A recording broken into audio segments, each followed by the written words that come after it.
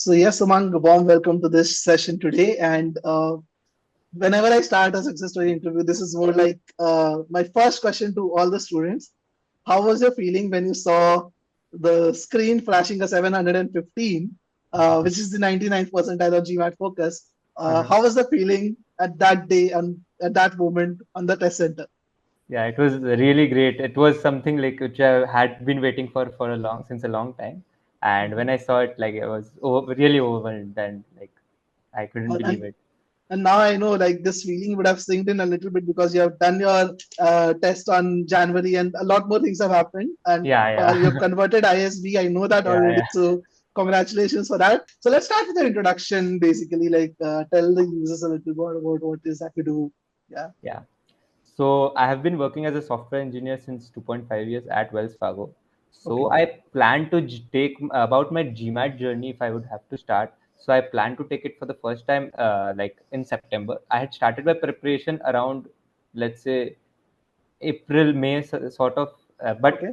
that was just a start. But properly, when I started, it was once I took the GMATWhiz course, and then I got a structure. Before that, I was just solving, but it was just I thought it was not a very just to get the flow from the Mm-hmm. college that to do some math, to do some English. It was just that. But Okay. I would say 2 months. I just prepared for 1.5 to 2 months Okay. properly, Mm-hmm. and I gave my GMAT on September, and then I took my CAT. So And just I'm sorry interrupting you a little. So what I'm yeah, understanding is from April, May you started doing little bit content mm-hmm. verbal on your own, but you were Mm-hmm. not very structured, and then you took the Yeah, GMAT course and yeah, studied right, for about a month and yeah, a half or 2 months for GMAT. Okay, yeah.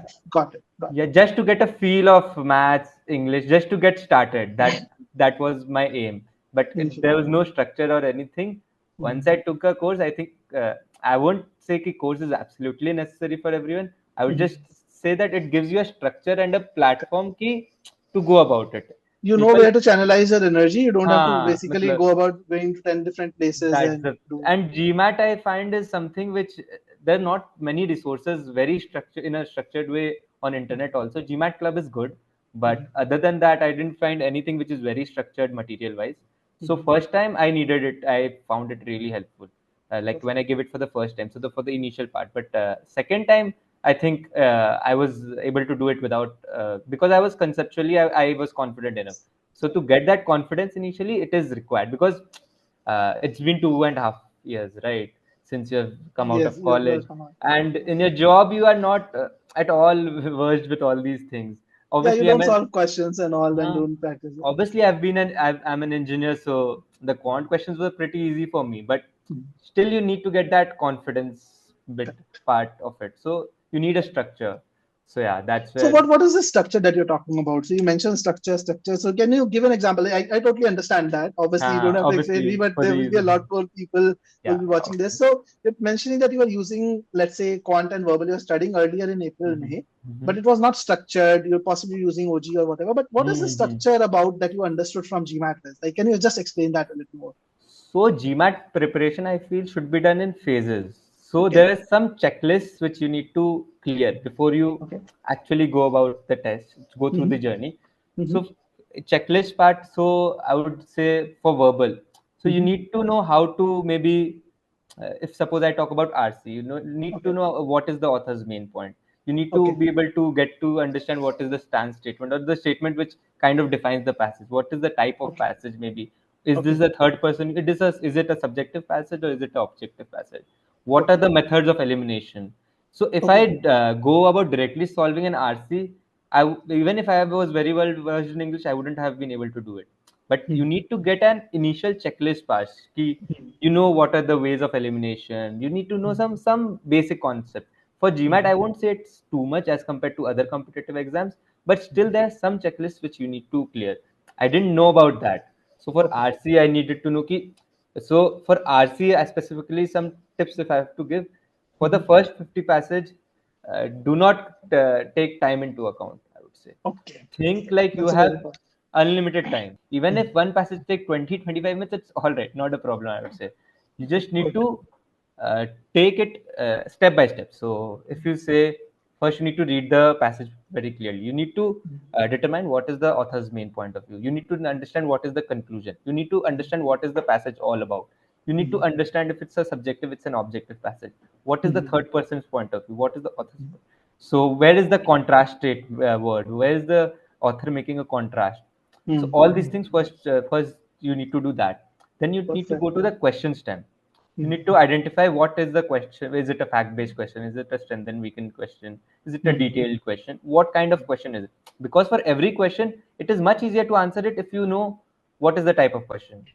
Correct. And then when you go to the options, you need to figure out why. So instead of focusing on selecting the option, obviously that I think most of the people know, you need to reject Also the option. eliminate the options also. So, Yeah, so you correct. need to reject the options rather than selecting it. So that comes that you have to do it very, very consciously. You have to mention this is the reason I'm rejecting. This is so you need to take that time. You need to sit down. You need to be very calm, and you shouldn't think I have just solved 5 passages today. You need to think I've given this much time. I've understand all these things, and I have taken the time to build my skills. So there's a muscle memory, right? First, Correct. before you play the match, you need to do some knocking. So even if you don't hit a six, still it's good enough because you Very, are sharpening your bat. So no, that's very, very important. And that's the reason not everyone gets a 715, right? Like yeah, 715 only you get after putting in that much effort. A lot of people come to me and say, Piyush, you know what? I'm at this score. I want to get to a 715 in 10 days. Tell me how. And I tell them it's not magic, right? You have to do the hard work. You have to go through the grinding. yeah. I would say even if people take the time, still it becomes difficult for them is because they try to, as I give the example of cricket because I'm a great fan of it. People try to hit a six in the first ball. That Correct. can't happen. If I try to solve an RC passage within 5 minutes on day one, I will go wrong. I'll go wrong because it can't happen. I Correct. would Correct. first learn how to do a Do every defense, single step, then basic baby steps. a cut, then a drive, and then I can maybe in the match hit a six. So Correct. that is the process which we need to follow. So we need to build the skill first, and to build the skill, first phase you should take a time, especially in RCs. You should build that skill. Note down why are you eliminating the options, understand the passage, understand the question step, and then in phase two, you should be a bit conscious about time. And Got in the last phase, I can guarantee you won't even think about the time; it will come very naturally it. to you. Much. So Great. that is the journey which you need to go through, especially in RCs. So like RCs, there are basic checklists and everything. So honestly, for quant, I didn't need that because I It's was well natural, versed. basically. It was naturally in on the first go only out of 22 questions, right? In quant, 21. 21. So out of 21, I was able to do 18 correct in the first time I gave it. So Okay. and even the questions which went wrong, it was very silly mistake. It was silly mistake and not a conceptual thing. So if it's not conceptual, then I think you can go to the next phase. So phase one needs to be clear for all the, I mean, uh, Areas. all the areas, and then you need to go to step two and step three. So these are the checklists, and that is what a coaching institute like GMATWhiz maybe helped me to achieve. So that is where so people don't understand the importance of a coaching institute. So this is the importance. It's not the material in the world of it is an information age. Information is available everywhere nowadays. It's There's just too about much information many times. You have to sift yeah, through you that just as need well. to get that structure. You can't go about GPT and you can't go about YouTube every time to. We are all working professionals. So if we spend 2 hours on a particular thing, we need to channelize it to the best of our energy and to the best of our way. So Oh, that is that's very well explained. That the structure thing, because again, I totally understand that, but for users to understand this is yeah, yeah. important. It's a great example that it's not about just blindly going into a question. It's not about just learning a process. It's Mhm. about every baby step that you need to take. Yeah. Learn the concept, learn every step, and it takes a time. And good thing, as you said, it is not a tiring journey either. You just took about a month and a half or 2 months of that structured prep to get there, like to get to a 715. If Mhm. that can be done with that much time, the only Mhm. way to do that is through a proper approach. If you don't Yeah. do a structured approach, that's not even possible. Yeah. Right? So, what was your study plan look like? Like, what is like again? I know you focused more on verbal, but Mhm. still for the users, what was your study plan for that 1.5, 2 months when you prepared for the GMAT? Like, what? How many hours were you studying for? What were you doing like in each week? Like, what was your week one look like? What does a week two look like? Like, can you give us an idea about the study plan as well? I wouldn't say it was very structured in that sense. Ki I decided ki which week I need to study what, but it was basically. first few weeks, I watched the videos which were there, Mhm. and Mhm. I built my concept. Like quant, I was conceptually good, but Mhm. what GMAT was helped me. Ki, once I saw all the material, I used to watch it on 2x, or some videos I used to Yeah. just skip it. Ki, I knew Mhm. I used to, because I know the it has concepts going. it has some tests right at the end, some Mhm. checklist Correct, tests. correct, correct. The So I practice used to test. Yeah. give some 1 2 tests, and I used to get to an understanding. Ki, haan, these all things I knew, so I can skip that. So Mhm. if I falter in 1 or 2 questions, I know ki, this is something which I need to check it. So that's how I went about quant. But Mhm. for someone who is new, who is maybe is not an engineer, who is Mhm. not that confident about quant, they should like watch every step and do it very thoroughly, because it's very well explained. So what I would say is that's what I did for quant. But after I did quant, it was like, now nothing can come out of this. I Mhm. had that Correct, confidence now. correct, correct. That confidence I didn't have. I just had confidence that I'm good at it, so I can answer. But So after this I just had ki, yaar, now nothing can come out of this. That yeah, was the you have thing. covered basically everything. Like earlier, Yeah, you had possibly 80-90% understanding, yeah. and then you did focused work. And I guess there is a feature in our platform. I'm not sure if you used it, but at the end of Uh-huh. the diagnostic test, the platform also recommends which videos you can skip and which ones you can watch. Uh-huh. Obviously, you took possibly a little more control over that and skipped a few more Uh, videos that the platform yeah, might yeah. recommend you to do. But yeah, the idea is that, as you suggested, you should be playing on your strengths, but at Mm-hmm. the same time, open to work on your weaknesses at the same time. Right, So it should right, not right. be like blindly saying, you know what, I know everything in quad. Yeah. Like, even if you're good, understand what your gaps are and work on that. Great. Like, so that is so in 21 questions, I was like, I couldn't afford to miss a single question, because Correct. uh, I was done in like before 10 minutes of the section. So I knew Hmm. ki if a mistake is there, it's a silly mistake. So I was like, I need to get at least right in quant in all the sections, so that even if I falter in verbal and some bit in DI, I manage a good score. Because verbal, I was very underconfident, because verbal, and it was like No, no, a I mess totally for agree. me, because I didn't have the habit of reading books, reading anything. So verbal was a big mess for me, and I was really underconfident. So I knew ki I need to score good in quant, and I can easily score, on a average day even. But with verbal, uh, I don't know. It's if It I can be anything. Yeah, it is I hurting. just wanted to be just average, so that if I score very good in quant, like that was my aim, score full marks in quant, score good enough in DI, and just stay average in verbal, so that I manage a good enough score. So that was my main aim before starting, because verbal, though, I had no hopes, honestly. I can totally relate to it. In fact, a lot of people like from India, one non-native background, would relate to it because the way we learn verbal is basically very different from the way uh, natives learn verbal. So yeah, that style of, as you said, right, that reading properly, understanding the author's opinion, understanding the third-party opinion, the main idea, all of that is something we don't do. We are yeah, focused more on detail-based RCs in childhood, yeah, right? right, You right, read it and you find the detail and you just answer the question from there. right. That's what not GMAT tests. So that's Yes. the thing. Okay, so let's talk a little bit about critical reasoning also. So I understand that verbal was your weakness, and you mostly followed the study plan of GMATWhiz, where you followed the modules Uh-huh. and everything. But in terms of strategy, like what was the strategy you followed for critical reasoning that was a game changer for you? Awesome. So yeah, critical reasoning. There are critical reasoning. I feel has a very. If you take about 50, 60 questions, and if you solve that, I mean, I think 50, 60 questions are repeated. I feel that Okay. only is paraphrased in Similar some way. patterns you mean to say Yeah, basically are repeated. Okay. patterns. So there are 5 to 6 broad patterns, but I Mm-hmm. would say not. If you want to maybe increase the number, 70 or 80.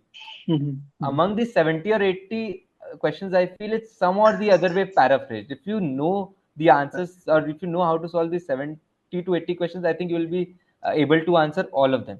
So nowhere you will get that exact 70 to 80 questions which I'm talking about. So you just Mm-hmm. need to solve all questions. So if you practice enough in CR, I think anybody can do it. So CR, I was still confident. RCs, I was not. So CR, I was still very confident, because I felt that every question is somewhat the other paraphrased or repeated in some way or the other. So Basically, the logic being tested, you are trying to say, like, for example, in our course also we talk about this plan goal framework, the cause uh-huh, and effect framework. So this plan goal will have different types. Like, for example, in plan they are saying that this will lead to that, but there is uh-huh, an alternate thing which is Yeah. happening. There's a flaw in the plan they have not taken into account, or the goal they are trying to achieve through that mean, but they have not taken into account a factor that can also impact that Yeah, goal. right, So right, something right. like that you are meaning to say. Yeah, Okay. inside plan goal framework also, I would say there is 10 to 15 types which Types of are tested. So repeated. in Correct. some way or the other, it is tested. If you know how to solve these 10, 15 types, I think you'll be very good to go. I Right. think For the example, I think there's one question that I've seen, like, and I'm sure you'll relate to this, that in a wildlife sanctuary there is a species which are growing a lot, so they are Mhm, trying to add another species which can eat on that species and mhm, basically limit the mhm, species. So there's a construction going on around it, and mhm, they're doing this to save another species. And mhm. and then the question is saying what is the flaw in the argument or something like that, and Right. then they talk about that new species eating on the species that had to be saved also. They have Uh, not taken that into account. So right, right. that question type is given in like 10 different Uh, ways in, yes, in the that's the GMAT. thing. Yeah. So the gap which we talk about, right? That Mm. is very important to identify. So between the assumptions, so between the logic which Yes. they have. So that gap, the gap is very similar in all these Yes. the type of gap. So so as you talked about the framework, so I think I moved to the end step of what you asked, but Mhm. I would like to start it from the beginning. So obviously, so the checklist for ours for CR is you should first need to know about all these frameworks, the plan goal Okay. framework, the cause effect framework, all these frameworks first, and then only start going about and start with obviously an easy one. I wouldn't say Mhm. in CR you need to follow KR, 10 do it. easy questions or 15 easy हाँ, questions हाँ, you do. मतलब in CR it's not as strict as RC. So in Mhm. RCs I would say you need to be very strict with that top 50 passages. You Mhm. need to Mhm. do it without time. Okay. In CR you can, I feel, go about doing it after maybe I think 40. it's also about comfort, basically. Some people might feel more Uh, comfortable with it. And yeah, uh, definitely. Mhm. I think mastering CR is easier if you give that time. Mhm. Some people can't master RC, I feel, even if you give that time. But with CR, Mhm. I think it's more To uh, do with logic. Mhm. more to do with logic and less to do Correct. with your that verbal ability per Passage. se. Exactly. Exactly. You need to like figure out what is the conclusion, and then Mhm. according to the strengthener, weakener, you just need to understand what it is. So I'm not from like I'm not a very well versed speaker of English, or I didn't score 95 in my English in boards. So for me, I feel CR came way much naturally to me compared to Mhm. RC. So Because of that. quantitative skills also. Yes, Uh, definitely.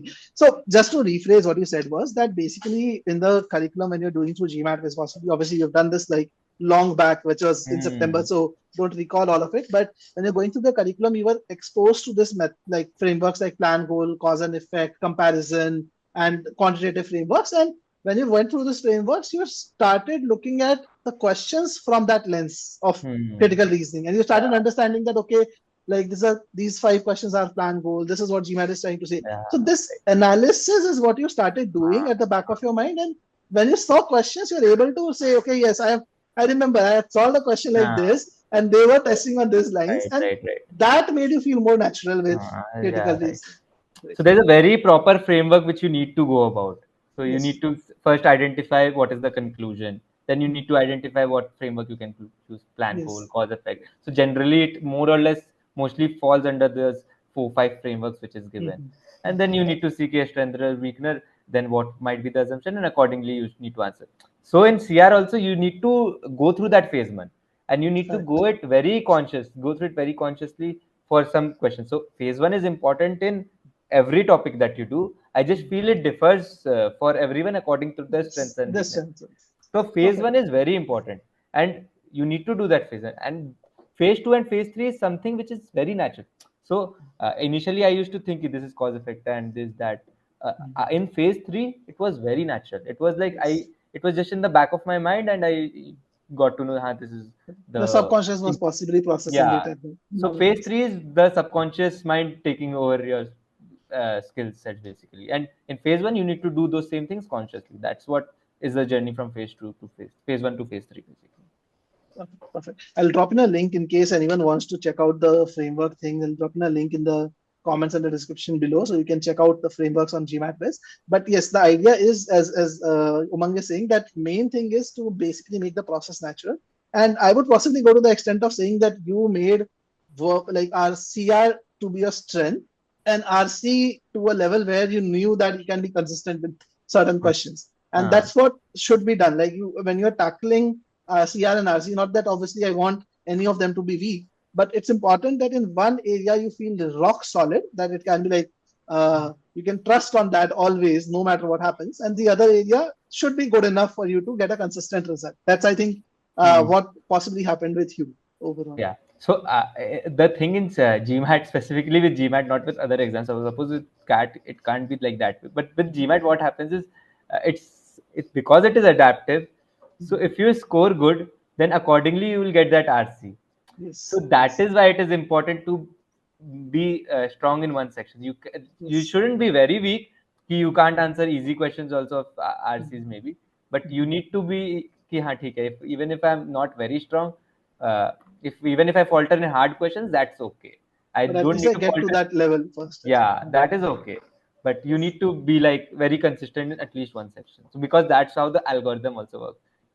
So yes, yeah. yes, true, true, true. So let's talk a little more about the mocks and all. Like, how many mocks did you take? What was your strategy for practicing questions? What was that? Mhm. So mocks, I would say for the first time, I gave around 8 to 10 mocks. Okay. Uh, that's what I focused on mostly. And second Mhm. time I gave just 3 mocks. That like my second time in my preparation, the 3 to 4 mocks, and that was my entire preparation for the second time. I would say. Other than that, I didn't do anything in my second time because I was going through that journey. I was like in my mocks only for in the 3 mocks I gave, I got 715, 715, and 745. So like I was pretty Great. confident कि हाँ I can give my GMAT. So GMAT. Uh, so the timing of when you should give GMAT and when Mhm. you should prepare, that is something which is very important, I feel. Okay. So uh, the timing, I feel it should be, you should have a timeline in mind, but Mhm. the day you get your target score, that is when you should book the mock about 10 days or 15 days. That's Yeah. what I feel. It can be wrong, it can be right, but that is No, what I no, suggest to I someone. also completely agree with you on this. But Hmm. yeah, I hope every one of my student follows that advice that you're giving me. That yeah, this is the great, great advice. In fact, I always say if you don't see the scores and you book the test too early, Hmm. I've seen people crumbling under the pressure of just the Ah. test being booked, Yeah, there's a basically. lot of panic, and Yes, these tests are something, and you can't give under panic. It will, even if you're rock solid in your concepts.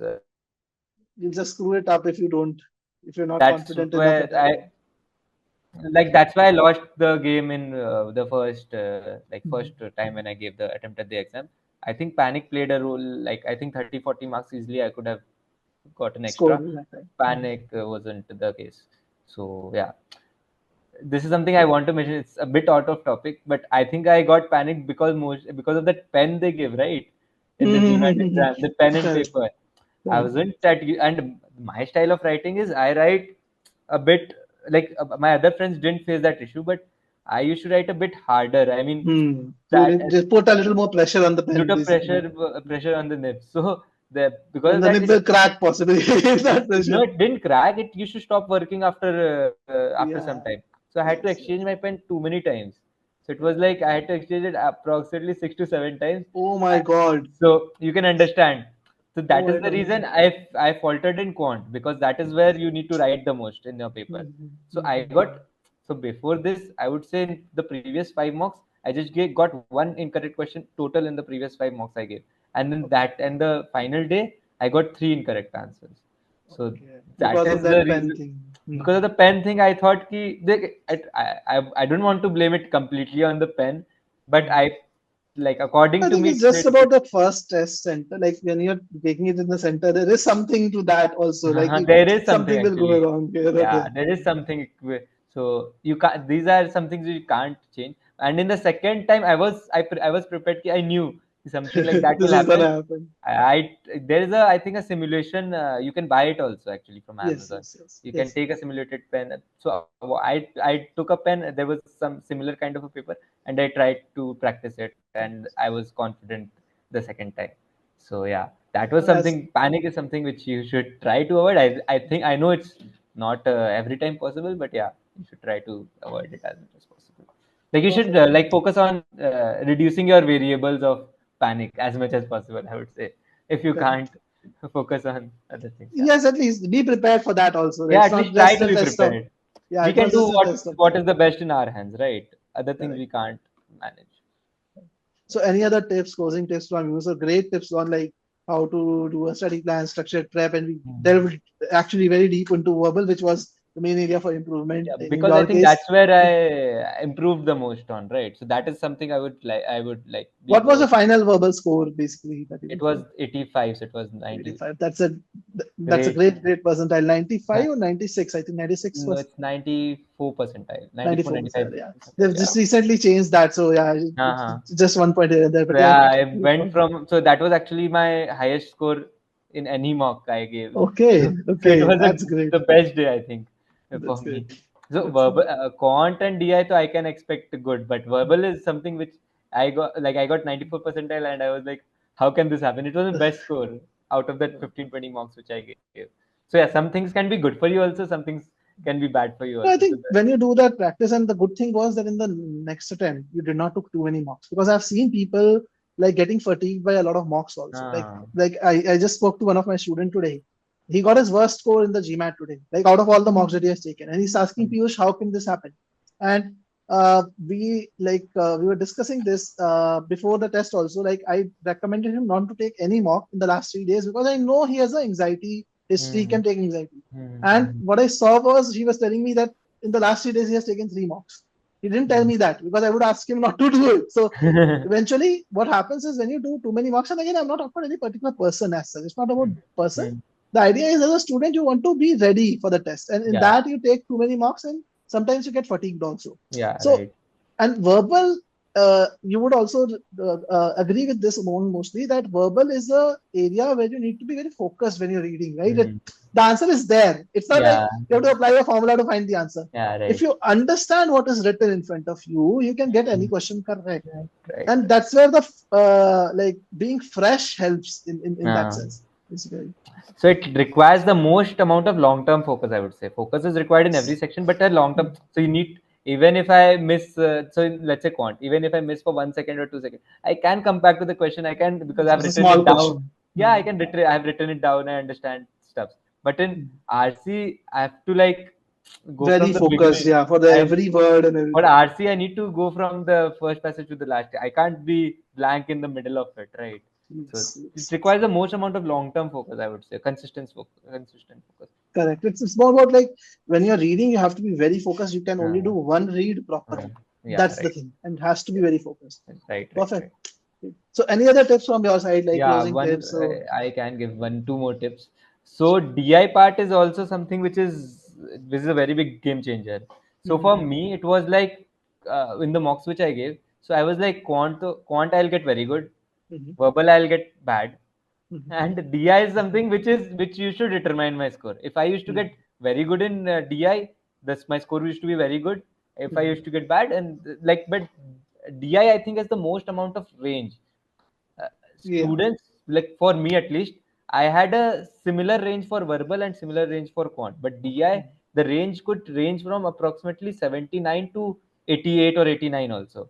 Quant I Okay. used Okay. to get every time above 87.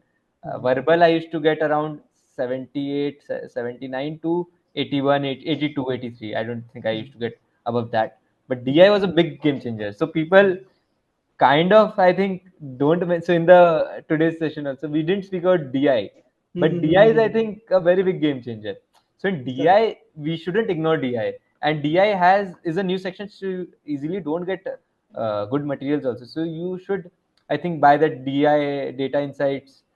There's Review a book that is there. review book, so Mm-hmm. you can practice DI. But because DI has a very specific amount of it also doesn't have too many types. I think Mm-hmm. DI, except the MSR, doesn't have too many. If you consider tables, Mm-hmm. it has max to max 10 or 15 types of questions which it can ask. It Correct. can't ask beyond that. And Correct. it has 3 to 4 questions. You should every time get it right. Mm-hmm. Graphs and all. Also, there are very specific question type of questions they ask. Graphs. Yeah. MSR is also something which is MSR. I would agree it's a bit complicated, but leaving that, I think you can master DI very well. And if you master it, it will reward you very well. That is Correct. something I would. I would like to tell. And another tip which I think is very important: if you book a slot, let's say 2 to 4, you should always try to study uh, 2 weeks ago in that slot, because the brain knows कि हाँ, this time I will be I the have to most be most active active. and I have to work. Yes. I can't be sleeping. I can't watch the reels. I can't do anything else. I have to use my mind. So 2 to 4, at least give a mock, or at least do a consistent study in those 2 hours, 2.5 hours, 2 hours. So yeah, That's really, that really is the important. very important. I think that will improve your score at least by 5 to 10%. That much I can guarantee. For sure, for sure. Like I will say that even mocks should be taken in that period, like at Yeah, least whenever you're doing yeah. them, so that the If main not a goals. mock, then at least you should study in that time. Yeah. It shouldn't go blank. It shouldn't be like you're chilling out at that time. Chill after that. Chill after 4 o'clock, not between two to four. Two Chill to four. after your GMAT is done. No, you can chill. I think GMAT prep you can chill in the middle, but just give that focus study. You shouldn't study for 8 hours. You should do a focus study of 3 hours. That is more important. So yeah, Totally agree. Totally agree with that. So thank you so much, Umang, for taking out thank time you. on a Sunday and sharing great tips. And uh, all the best to you. 20 more Yeah, days, and you're gonna start the most, I would say, rigorous and at the and same time enjoyable part exciting. of your life. Yeah, Yeah, I think all of that is happening. yeah. I've done my MBA from MBI. It was a 2 year Yeah, MBA, and yeah, even that 2 year MBA was like super, super rigorous. ISB is like double of that. They put everything in in just one 1 year. year. Yeah, Yeah, it's crazy. yeah. Thank you so much for calling me. Yeah, it was great speaking to you and maybe helping someone who might watch Yeah. this. And feel free at any point of time later also in ISB, you need any help, just feel free to reach out. We do have, you will also have a big alumni network there, but if you need any help, like, feel free to reach Sure, out sure, to us. sure, sure, Piyush. Thank you so much. Okay, man. Thank you so much. Thank Yeah, you. bye bye.